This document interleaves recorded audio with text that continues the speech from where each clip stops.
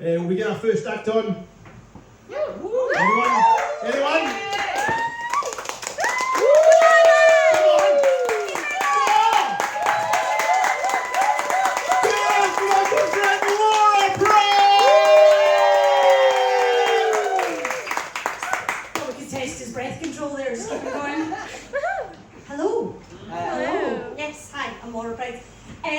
Yeah.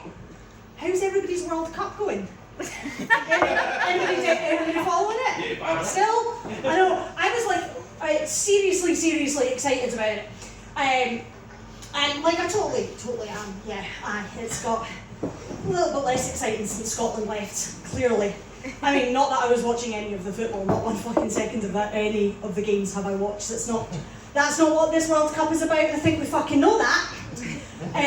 The pure fun, the joy, the greatest thing that has happened to me this year has been watching the Tartan Army's shenanigans as they were traipsing up and down in the US. It's fucking mint. What an absolute jolly wee tonic those lads were. What a fantastic time.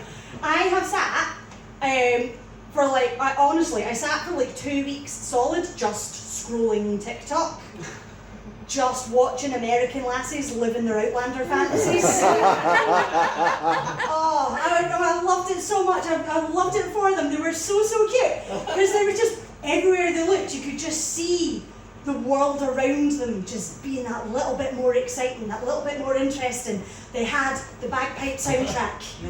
And they had the gorgeous Highland lads, fully kilted, swishing down the street. The only thing on their mind was to show those girls a good fucking time.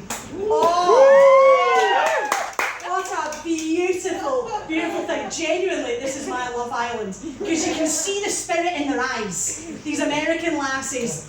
Because in their heads, it's the same. You sometimes see them like at Edinburgh Airport, fresh off the plane. They've got this energy about them, which is that in their minds they are already married to some like hunky porridge oats type guy.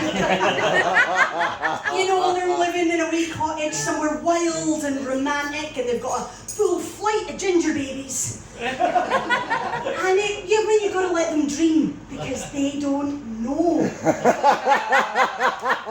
They don't know. They don't know that it's just Johnny frae Guffin. You know, I mean, he's alright. He works in the big Tesco, he does the nights. And I mean, on a good day, he's alright. He's just a bit of a widow, really, but they don't know that. And you gotta wonder how low the bar has been laid by American men. That, like, Stevie and Brian and John Paul the Joiner are just skipping over it so fucking easily. And I can't recommend skipping with a sporran on, lads, by the way. That is a dangerous fucking game. But what are they up to? It's so cute. I love it so much. Because, I mean, I've been there. I have participated in some deeply underwhelming drunken shags with Scottish football fans. I'm willing to bet that a fair few of us were conceived in deeply underwhelming drunken shags with Scottish football fans. You know, and Dad just gets dead romantic because, like, Partick Thistle have held Clyde to a 0-0 draw at home.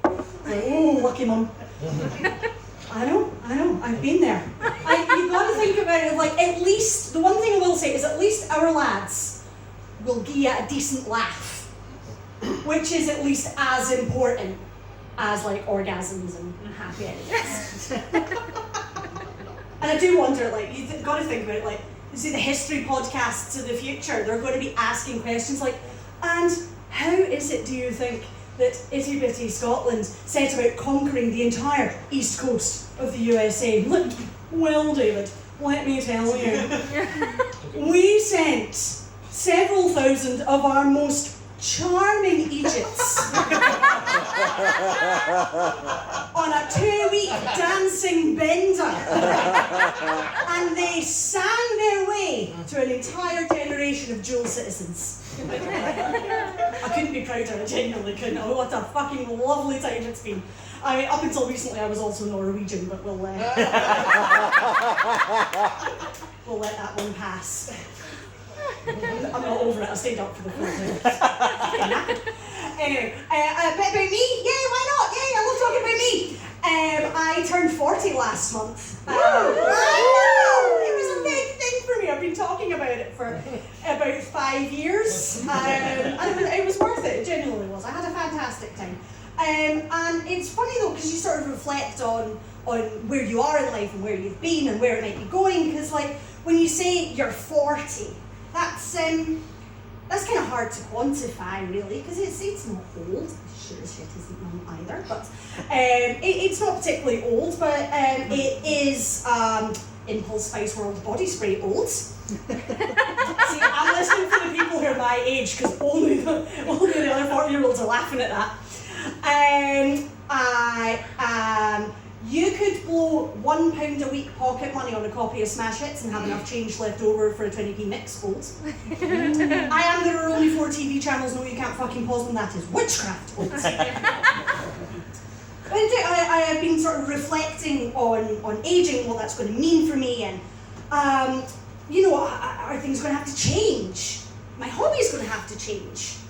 I was into outdoor swimming kind of before it was the cool middle-aged lady thing to do, so I'm sort of just aging into that one still. But like, I've got a 6-year-old daughter. My entire roster of hobbies is chumming her to parties that I wasn't invited to. It's making awkward chit-chat. The awkward nerdy dad at the party who also wasn't fucking invited and doesn't know why he's there, and it's so fucking reminiscent of every party I wasn't invited to when I was 15. Because I was just like getting dragged along to a friend of a friend's empty, standing awkwardly at the side, drinking a fucking lime Bacardi breezer because the cool girls got the nice flavours.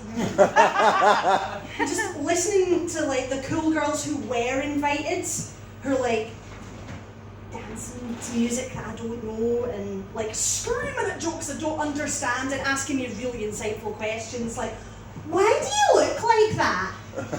Except now they're 6, no 16, so I can't tell them to fuck off and get pregnant, you wee man.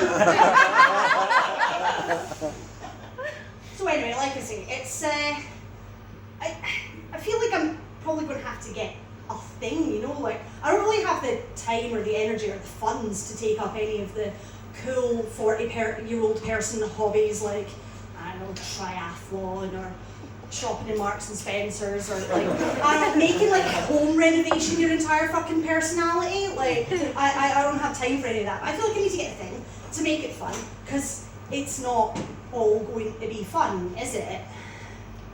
There are some worrying signs on the horizon already.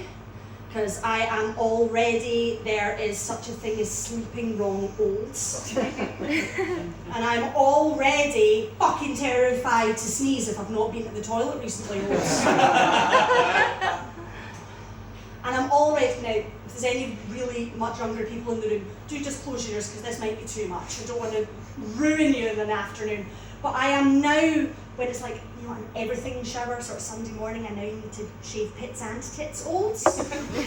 Like, I presume my body knows what it's doing with all the extra hair, but I feel like a lady should set some limits. And like, I just feel like it's maybe a bit late to suddenly start pretending I care about my appearance. Like, I learned how to do this makeup routine in 2003 and I have not updated those skills. I severely doubt that I'm suddenly going to learn all about Botox or retinol or fucking salmon spunk facials. This is a thing. This is a thing. It's a new thing that's been invented by the patriarchy to keep us like broke and busy and so perky. But people are getting sandwiches injected in their face.